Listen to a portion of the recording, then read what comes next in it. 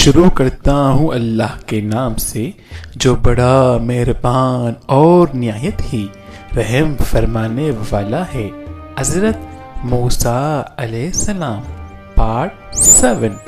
مصر سے ہجرت اور فرعون کا غرق ہونا۔ فرعون کا تکبر، غیظ و غضب اور ظلم و ستم اپنی انتہا کو پہنچ چکا تھا۔ وہ اور اس کے حواری حضرت موسیٰ اور ان کے ساتھیوں کے خون کے پیاسے تھے۔ ایسے میں اللہ تعالیٰ نے آپ کو ہجرت کا حکم فرمایا۔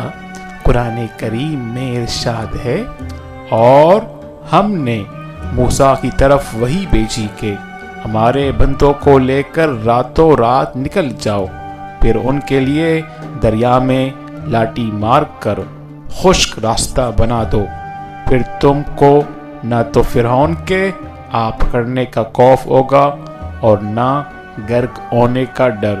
سورہ طٰہٰ آیات 77۔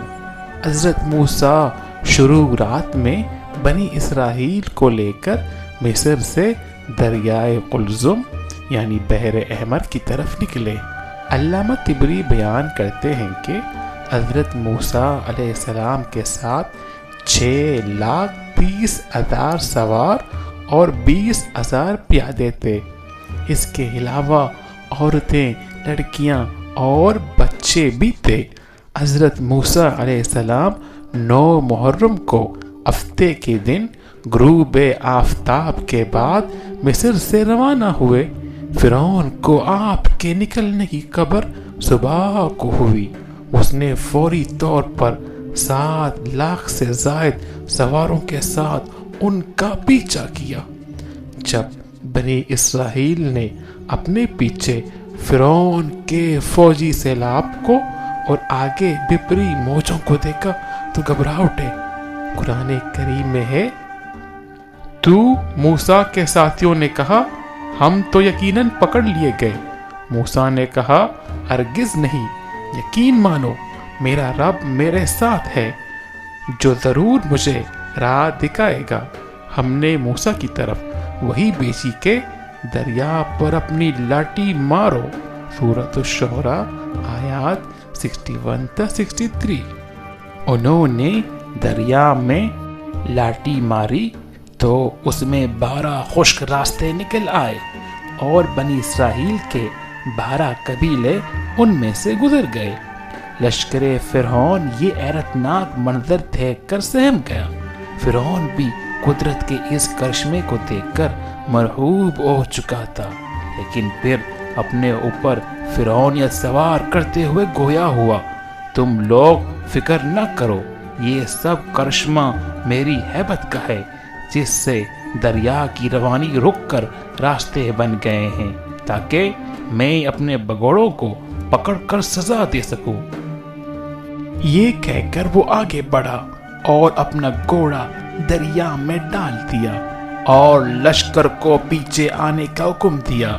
جب فرعون اور اس کا لشکر دریائی راستوں کے اندر سما گیا تو اللہ تعالیٰ نے دریا کو روانی کا حکم دے دیا اور دریا کے سب حصے آپس میں مل گئے۔ فرعون جب ڈوبنے لگا تو پکار اٹھا کہ میں اللہ واحد لا شریک پر ایمان لاتا ہوں۔ قرآن میں ہے، پھر جب انہوں نے ہمارا عذاب دیکھ لیا تو کہنے لگے کہ ہم اللہ واحد پر ایمان لائے اور جن جن کو ہم اس کا شریک بنا رہے تھے ہم نے ان سب سے انکار کیا۔ سورۃ المومن آیات 84۔ جب فرعون غرق ہو گیا تو اس کی موت کا بہت سے لوگوں کو یقین نہیں آتا تھا۔ اللہ تعالیٰ کے حکم سے پانی نے اس کی لاش کو باہر خشکی پر پھینک دیا، جس کا سب نے مشاہدہ کیا۔ قرآن پاک میں ارشاد ہے کہ آج ہم تیری لاش کو پانی سے نکال لیں گے تاکہ تو ان کے لیے نشان عبرت ہو جو تیرے بعد ہیں، اور بہت سے لوگ ہماری نشانیوں سے بے خبر ہیں۔ سورہ یونس آیات 92۔ آج بھی فرعون منفتا ثانی کی हनूस शुदा लाश इबरत का निशान बनी मिस्र के अजायब खाने में महफूज है। रवायत है कि फ़िरौन और उसके लश्कर की इलाकत यौम आशूर को हुई। इमाम बुखारी ने फरमाया, हज़रत इब्न अब्बास रज़ियल्लाहु ताला अन्हु से मरवी है कि रसूल अक़दस सल्लल्लाहु अलैहि वसल्लम मदीना मुनव्वरा तशरीफ़ लाए तो यहूद आशूर 10 मुहर्रम का रोज़ा रखे हुए थे। तो हुज़ूर अक़दस सल्लल्लाहु अलैहि वसल्लम ने दरियाफ्त किया कि ये कौन सा रोज़ा है जो तुम रखते हो? उन्होंने कहा, ये वो दिन है जब मूसा अलैहिस्सलाम को फ़िरौन पर गलबा हासिल हुआ था। तो नबी अकरम सल्लल्लाहु अलैहि वसल्लम ने अपने असहाब से फरमाया, तुम मूसा के ज़्यादा हकदार हो, लिहाजा तुम भी रोज़ा रखो। इब्न कसीर। कोहे तूर पर अल्लाह से कलाम, तजल्ली और तौरात का मिलना। हज़रत मूसा फ़िरौन के गर्क होने के बाद बनी इसराइल के साथ बहरे हैमर पार करके वादी सीना की जानिब चले। रास्ते में एक ऐसी कौम के पास से गुजरे जो बुतों को पूजती थी।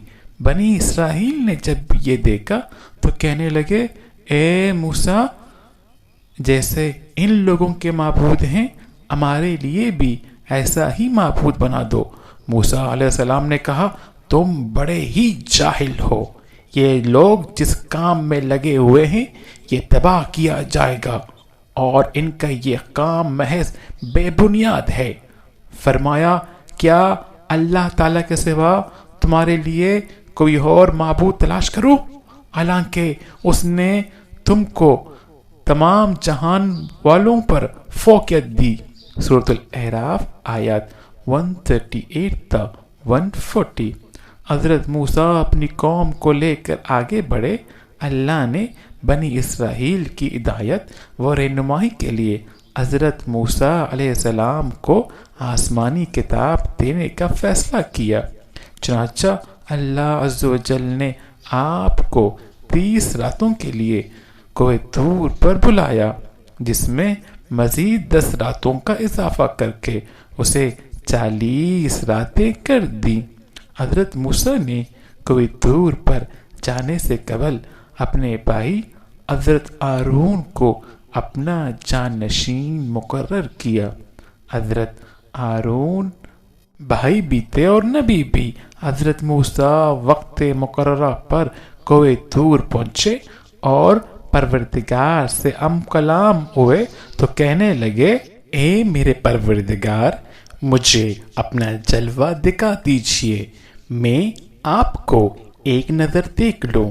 इरशाद हुआ, तुम मुझको हरगिज़ नहीं देख सकते, लेकिन तुम इस पहाड़ की तरफ देखते रहो, वो अगर अपनी जगह बरकरार रहा तो तुम भी मुझे देख सकोगे। और जब उनके रब ने पहाड़ पर तजल्ली फरमाई तो तजल्ली ने उसके परखच्चे उड़ा दिए और मूसा अलैहिस्सलाम बेहोश होकर गिर पड़े। फिर जब होश में आए तो अर्ज किया, बेशक आपकी ज़ात पाक है, मैं आपके हुजूर में तौबा करता हूँ और मैं सबसे पहले आप पर ईमान लाने वाला हूँ। इरशाद हुआ कि ए मूसा, मैंने तुमको अपने पैगाम और अपने कलाम से लोगों में मुमताज़ किया है, तो जो मैंने तुमको अता किया है उसे पकड़ रखो और मेरा शुक्र बजा लाओ। और हमने तौरात की तख्तियों में उनके लिए हर किस्म की नसीहत और हर चीज़ की तफसील लिख दी।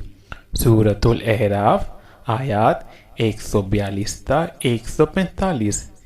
ये हज़रत मूसा अलैहिस्सलाम का अल्लाह ताला से कलामी का दूसरा वाक़या था।